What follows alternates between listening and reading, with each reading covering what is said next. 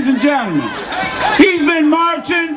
I thought he'd been marching since he was a little boy. But you know, he's actually been marching when he was in his mother's womb. He's been marching before he even walked on the face of this earth. Ladies and gentlemen, please welcome Martin Luther King III.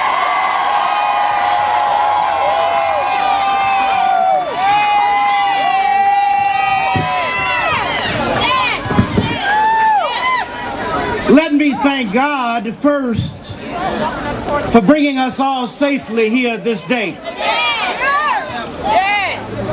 And also Reverend Al Sharpton and a host of others for convening us. Because as my father often stated, injustice anywhere is a threat to justice everywhere. He went on to say that I can't be what I ought to be until you're what you ought to be. And you can't be what you ought to be until I'm what I ought to be. Because our destinies are tied together. And so today, we are going just a few blocks down to the Department of Justice that seems to be asleep. And our challenge is to wake them up. Because their job is to protect every citizen's civil rights. And certainly people of color's civil rights are not being protected. We all know that. And you know what? This might not be the only march we have. We might have to come back again and again and again.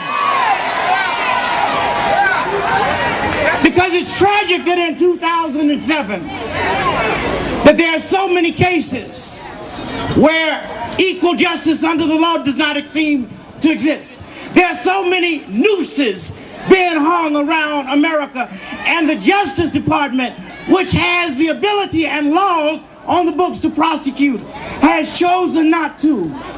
Anytime there's a hate crime, the Justice Department should prosecute. And a noose is certainly a hate crime. It should be a hate crime not just to people of color, but to all Americans.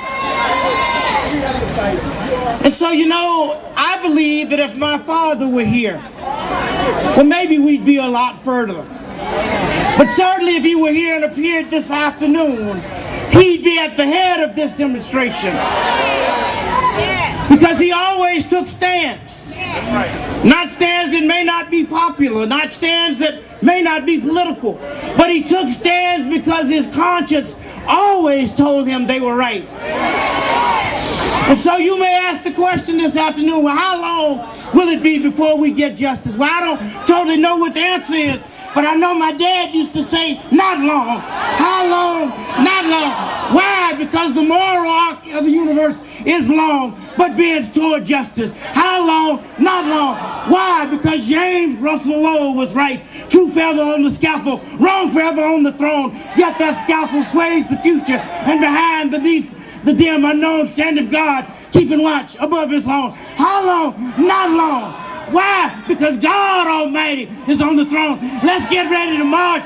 Shortly we're going to hear Reverend Al Sharpton. Let's get ready to march. Let's get ready to march. God bless you.